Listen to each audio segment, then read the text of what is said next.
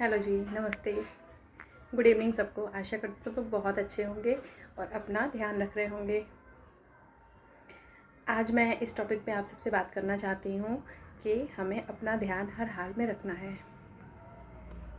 जब से हम लोग अपना होश संभालते हैं और जब तक हमारी आखिरी सांस बनी रहती है, हम इस धरती पे जब तक हैं तब तक के लिए हमें अपना सगा बनना होता है। हमें हर तरह से अपना ध्यान रखना पड़ेगा, क्योंकि चीज़ें बिगड़ेंगी तो हमारी, बनेंगी तो हमारी। लोगों का क्या है, किसी को किसी की नहीं पड़ी। और इन चीज़ों को आप लोग बखूबी समझ सकते होंगे और देख भी रहे होंगे। किसी को नहीं पड़ी है। हमें अपने हेल्थ का भरसक ध्यान रखना है, तभी हम अपनी जिम्मेदारियों को बहुत अच्छे से निभा सकते हैं। देखिए, कहते हैं ना, सुख सुविधा का और पैसे का कोई अंत नहीं है। जीवन बहुत थोड़े में भी चल जाता है, जहाँ मन में सब्र और शांति है। बाकी भगवान करे कि हम सब लोग मेहनत करें और हमें भगवान अपनी कृपा देते रहें। लेकिन जो भी मिल जाए हमारे कर्मानुसार, भाग्य अनुसार, अपने कर्म के हिसाब से हमें भगवान ने जितना दे दिया उसमें संतुष्ट रहना, ये हमारा धर्म है और भगवान भी यही चाहते हैं। लेकिन हमारी सेहत सबसे ऊपर होनी चाहिए। आप मान लो पूरी दुनिया हमारे कंट्रोल में है, धन दौलत है, बहुत संपत्ति है, लेकिन हमारी सेहत ही अच्छी नहीं है। हम बिस्तर पे पड़ गए आने वाले टाइम में, क्योंकि हमने अपने हेल्थ का ध्यान नहीं रखा। किस काम का है ये सुख? सोचिए इन चीज़ों को और समझिए। आप सब लोग रखते हैं कुछ लोग ध्यान, बट अधिकतर ये देखने में आता है, और आप लोग भी देख सकते हैं कि हम लोग काम के चक्कर में, भाग दौड़ में, जो भी नौकरी वाले हैं, जॉब करते हैं, चाहे बिजनेस है उनका, घर की जिम्मेदारियां हैं, बच्चों के प्रति, पति के प्रति, मैं सबकी बात कर रही हूँ, चाहे वो लेडीज़ हो या जेंट्स हो। जब से हमारे ऊपर जिम्मेदारियाँ आ जाती हैं, अधिकतर लोग ये गलती करते हैं कि जिम्मेदारियों को पूरा करने के चक्कर में अपने आप को भूल जाते हैं, जो कि बहुत गलत है। हमने सबको सुख दे दिया, सबको सुखी कर दिया, सबकी मंशा जो थी पूरी कर दी, सबके सपने पूरे कर दिए, बच्चों का करियर बना दिया, उनको बिल्डिंग बना के दे दी। लेकिन हमने अपने साथ क्या किया? हम भी तो वही इंसान हैं।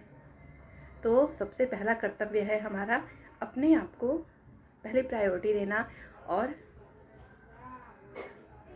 सुख सुविधाएं हम कम ले लें, लेकिन हमारी सेहत के साथ कोई कंप्रोमाइज़ नहीं हमें करना चाहिए। कोई काम नहीं आएगा। जब तक हम लोग यंग एज में होते हैं, 25-30 तक, तब तक तो हम अपने आप को खींच लेते हैं। लेकिन जैसे ही 30 के बाद की एज चालू होती है, धीरे धीरे करके बॉडी में हमारे वीकनेस आने लगती है, क्योंकि तब हमें और ज़्यादा ध्यान रखना पड़ता है। और वही एज होती है कि हम में से अधिकतर लोग दुनियादारी में पड़ के, पारिवारिक टेंशन में पड़ के अपने आप को हम कहीं खोने से लगते हैं। आप सबसे हाथ जोड़ के मेरी विनती है कि अपने सेहत का ध्यान रखें। कोई नहीं आ रहा कहने के लिए, किसी को नहीं पड़ी है। एक दिन अगर हम बिस्तर पे पड़ गए, भगवान ना करे वो दिन आए, या कोई ऐसी बीमारी आ गई शरीर में, कहीं कोई नज़र नहीं आएगा दूर दूर तक। बिरले कोई होता है जिसके अंदर इंसानियत होती है, और ऐसा मिल पाना इंसान बहुत मुश्किल है। बहुत ध्यान रखें अपना। चीज़ों का कोई अंत नहीं है, सुख सुविधा का कोई अंत नहीं है। जीवन चलाने के लिए बस ठीक ठाक चीज़ें भी बहुत है हमारे लिए। अब मान लो 56 प्रकार के व्यंजन हो, कितना खा सकते हैं? जितनी हमारी भूख होगी। मन भर गया तो वो चीज़ भी फिर मन को नहीं भाता। कितने कपड़े हम पहन सकते हैं? कितनी भी हम बिल्डिंग बना लें, रहेंगे तो एक कमरे में ही, बेड के एक कोने में ही तो हम लोग सोते हैं।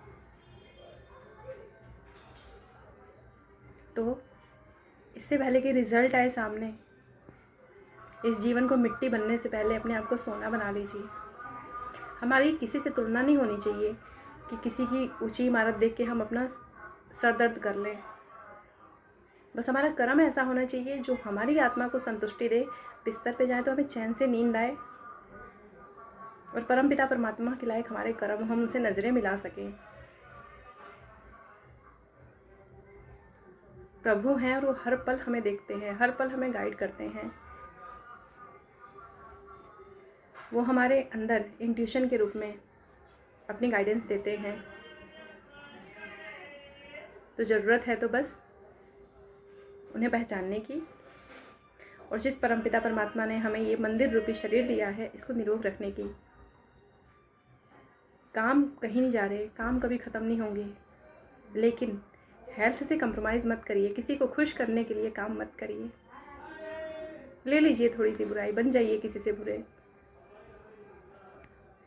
लेकिन अपने आप को मत खपाइए अंधाधुंध मेहनत करके। कोई नहीं कहने वाला कि अब आप रहने दो, लेकिन अगर इस शरीर के अंदर कोई बीमारी आ गई, कोई नज़र नहीं आएगा। कोई अगर पैसा भी लगा देगा तो क्या वो हमारा दर्द हर लेगा? नहीं ना। लेकिन जब हमारी एज कम होती है तो हम लोग इन चीज़ों को बहुत हल्के में लेते हैं। एक टाइम था कि मैं भी हेल्थ को बहुत बोरिंग सब्जेक्ट समझती थी, लेकिन आज की डेट में मुझसे कोई पूछे तो मैं हेल्थ को अपने सर आँखों पे रखती हूँ। माँ बाप, पति, बच्चे, हर कोई ज़रूरी है, करियर, फाइनेंस, हर चीज़ ज़रूरी है, लेकिन इन सबसे ऊपर आज की डेट में जो प्रायोरिटी है और जो मेरी बन चुकी है प्रायोरिटी, वो है मेरा हेल्थ। जब आपको थकान महसूस हो, रेस्ट कर लीजिए। जब तक सांस है, ये अंतहीन काम हमारे कभी ख़त्म नहीं होंगे।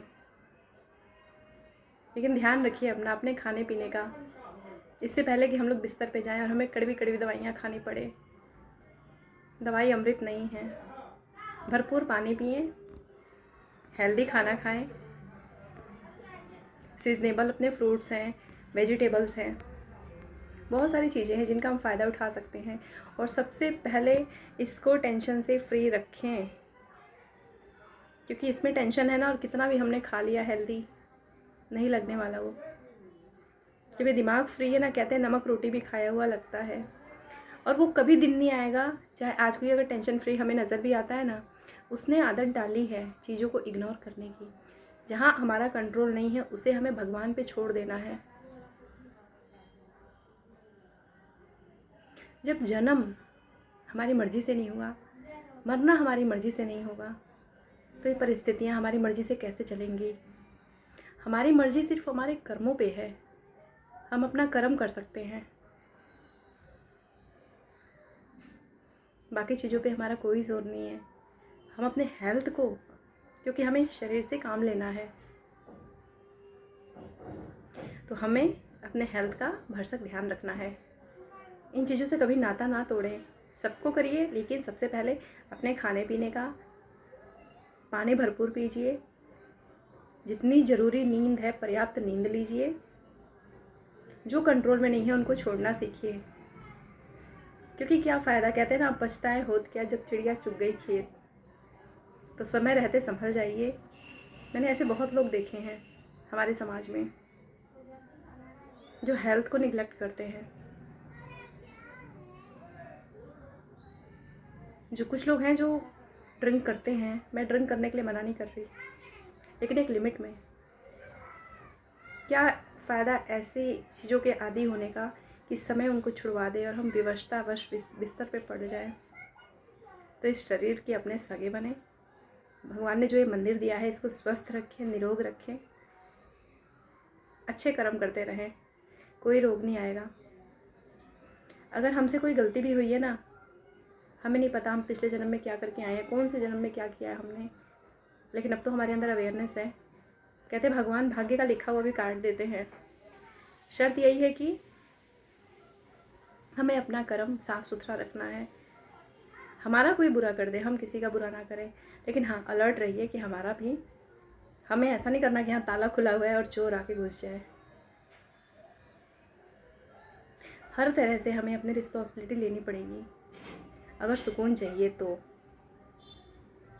आशा करती हूँ आप लोग समझेंगे मेरी भावनाओं को, जो मैं कहना चाहती हूँ, और इस पे अमल करेंगे, इस पे काम करेंगे और अपने जीवन को आगे ले जाएंगे और टेंशन फ्री जीवन जिएंगे। यही ज़िंदगी है। जो अनचाहा हो रहा है उसे मंजूर कर लीजिए। इस अनचाहे को ही अगर हम मनचाहा मान लें तो जीवन में बैलेंस आ जाता है।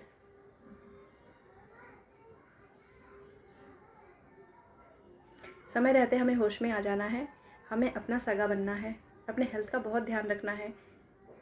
ये आपाधापी कभी ख़त्म नहीं होने वाले।